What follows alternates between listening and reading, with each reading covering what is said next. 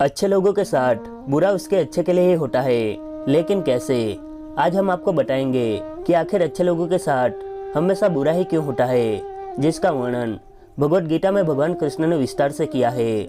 आपने देखा या फिर महसूस किया होगा कि आपके आसपास धर्म, कर्म और पूजा पाठ में लीन रहने वाले लोगों की जिंदगी खुशहाल नहीं होती, जितने की दुष्ट और अधर्मी लोगों की होती है। और ये सब देखकर आपके मन में भी यह सवाल जरूर उठ रहा होगा कि आखिर अच्छे लोगों के साथ बुरा क्यों होता है। परंतु आज के अधिकतर लोग इस रहस्य के बारे में नहीं जानते, जिनका सबसे बड़ा कारण है कि वे धर्म ग्रंथों को सही से पढ़ते नहीं या फिर उसमें लिखी बातों पर विश्वास नहीं। आज के इस वीडियो में हम आपको बताएंगे कि आखिर अच्छे लोगों के साथ हमेशा बुरा ही क्यों होता है, जिसका वर्णन भगवत गीता में भगवान कृष्ण ने विस्तार से किया है। भगवत गीता एक ऐसा धर्म ग्रंथ है जिसमें मनुष्य के मन में उठने वाले हर प्रश्नों का हल विस्तार से बताया गया है। भगवत गीता में वर्णित कथा के अनुसार अर्जुन के मन में जब भी कोई दुविधा उत्पन्न होती थी, वो उसके समाधान के लिए श्री कृष्ण के पास पहुंच जाते थे।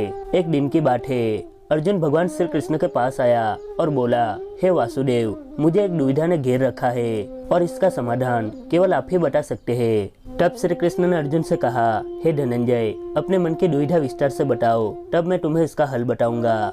तब अर्जुन बोला, हे नारायण, कृपया कर मुझे ये बताइए कि अच्छे लोगों के साथ हमेशा बुरा ही क्यों होता है, जबकि बुरे लोग हमेशा खुशहाल ही दिखते हैं। अर्जुन के मुख से ऐसी बातें सुनकर श्री कृष्ण मुस्कुराते हुए बोले, हे पार्थ, मनुष्य जैसा दिखता है या फिर महसूस करता है, वास्तव में वैसा कुछ भी नहीं होता, बल्कि अज्ञानता के कारण वह सच्चाई को समझ नहीं पाता। श्री कृष्ण की बातें सुनकर अर्जुन हैरान हो गए और बोले, हे नारायण, आप क्या कहना चाहते हैं? मेरी समझ में कुछ नहीं आया। तब श्री कृष्ण बोले, अब मैं तुम्हें एक कथा सुनाता हूँ, जिसे जानने के बाद तुम समझ जाओगे कि हर एक प्राणी को उसके कर्म के हिसाब से ही फल मिलता है। अर्थात जो बुरा करता है उसे बुरा फल मिलता है और जो अच्छा कर्म करता है उसे अच्छा फल मिलता है, क्योंकि अच्छे कर्म और बुरे कर्म तो मनुष्य पर निर्भर करता है। प्रकृति प्रत्येक को अपनी राह चुनने का मौका देती है। अब इसका फैसला करना कि वो किस राह पर चलना चाहता है, ये व्यक्ति की इच्छा पर निर्भर करता है। फिर कथा सुनाते हुए श्री कृष्ण बोले, बहुत समय पहले की बात है, एक नगर में दो पुरुष रहा करते थे। उनमें से एक पुरुष व्यापारी था, जिसके लिए अपने जीवन में धर्म और नीति का बहुत महत्व था। वो पूजा पाठ और भगवान की भक्ति में बहुत विश्वास करता था। चाहे कुछ भी हो जाए, वो रोज मंदिर जाना नहीं भूलता और ना ही दान धर्म के कार्य में किसी प्रकार की कोई कमी रखता था। कुछ भी हो जाए, वह नित्य भगवान की पूजा अर्चना किया करता था। वहीं दूसरी ओर उसी नगर का दूसरा पुरुष पहले से बिल्कुल विपरीत था। वो प्रतिदिन मंदिर तो जाया करता, परंतु पूजा पाठ के उद्देश्य से नहीं, बल्कि मंदिर के बाहर से चप्पल और धन चुराने के लिए। उसे दान धर्म, न्याय नीति किसी से भी कुछ लेना देना नहीं था।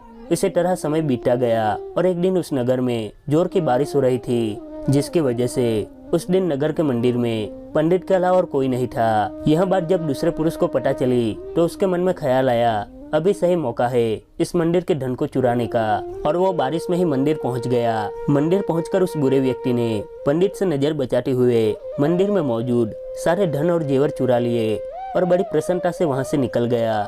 उसी समय धर्म कर्म में विश्वास करने वाला व्यापारी भी मंदिर पहुंचा और भगवान के दर्शन किए, परंतु दुर्भाग्य से मंदिर का पुजारी उस भले व्यापारी को ही चोर समझ बैठा और शोर मचाने लगा।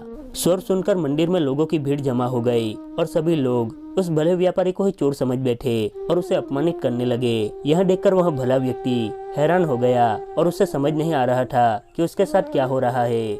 फिर वह किसी तरह लोगों से बचता हुआ उस मंदिर से निकल गया, लेकिन दुर्भाग्य ने उसका साथ वहीं नहीं छोड़ा। मंदिर से बाहर निकलते ही वह एक गाड़ी से टकरा गया और घायल हो गया। फिर वह व्यापारी लंगड़ाते हुए घर को जाने लगा। तभी रास्ते में उसकी मुलाकात उस दुष्ट व्यक्ति से हुई जिसने मंदिर का धन चोरी किया था। वह झूमता नाचता हुआ जोर जोर से बोलते हुए जा रहा था, आज मेरी किस्मत चमक गई, एक साथ वो भी इतना सारा धन मिल गया। जब व्यापारी ने उस दुष्ट आदमी की ये बातें सुनी तो उसे बहुत हैरानी हुई और क्रोध में आकर अपने घर जाते ही भगवान की सारी फोटो निकाल कर फेंक दी और भगवान से नाराज होते हुए अपना जीवन व्यतीत करने लगा। कुछ समय पश्चात दोनों ही व्यक्ति की मृत्यु हो गई और दोनों यमराज की सभा में पहुंचे। उस व्यापारी ने अपने बगल में उस दुष्ट व्यक्ति को खड़ा देख क्रोधित स्वर में यमराज से पूछ ही लिया कि मैं तो हमेशा अच्छे कर्म करता था, पूजा पाठ दान धर्म में विश्वास रखता था, जिसके बदले मुझे पूरे जीवन भर सिर्फ अपमान और दर्द ही मिला, और इस अधर्म करने वाले पापी व्यक्ति को नोटों से भरी पोटली आखिर क्यों? इस पर यमराज ने उस व्यापारी को बताया कि पुत्र तुम गलत सोच रहे हो। जिस दिन तुम्हें गाड़ी से टक्कर लगी थी वास्तव में उसी दिन तुम्हारे जीवन का आखिरी दिन था, परंतु तुम्हारे किए गए अच्छे कर्मों के कारण ही तुम्हारी मृत्यु एक छोटी सी चोट में परिवर्तन हो गई। और इस दुष्ट व्यक्ति के बारे में जानना चाहते हो तो पुत्र, दरअसल इसके भाग्य में राजयोग था जो इसके दुष्कर्मों और अधर्म के कारण एक छोटे से धन की पोटली में परिवर्तन हो गया। श्री कृष्ण अर्जुन को यह कथा सुनाने के बाद कहते हैं, हे पार्थ, क्या तुम्हें अब तुम्हारे प्रश्न का उत्तर मिल पाया? ऐसा सोचना कि भगवान लोगों के अच्छे कर्मों को नजरअंदाज कर रहा है, ये बिल्कुल भी सत्य नहीं है। भगवान हमें क्या किस समय दे रहा है ये मनुष्य के समझ नहीं आता, लेकिन अगर आप अच्छे कर्म करते हैं तो भगवान की कृपा सदैव आप पर बनी रहती है। इस कहानी से ये पता लगता है कि आपको कभी भी अपने कर्मों को बदलना नहीं चाहिए, क्योंकि आपके कर्मों का फल आपको इसी जीवन में मिलता है, बस आपको इसका पता नहीं चलता। इसीलिए तो कहा जाता है कि अच्छे लोगों के साथ बुरा उसके अच्छे के लिए ही होता है। आज के वीडियो में बस इतना ही। वीडियो कैसा लगा हमें कमेंट करके जरूर बताएं। वीडियो पसंद आया हो तो कृपया लाइक और शेयर कीजिए तथा चैनल हिस्ट्री हिंदी को सब्सक्राइब करना ना भूलें। वीडियो को अंत तक देखने के लिए आपका बहुत बहुत धन्यवाद।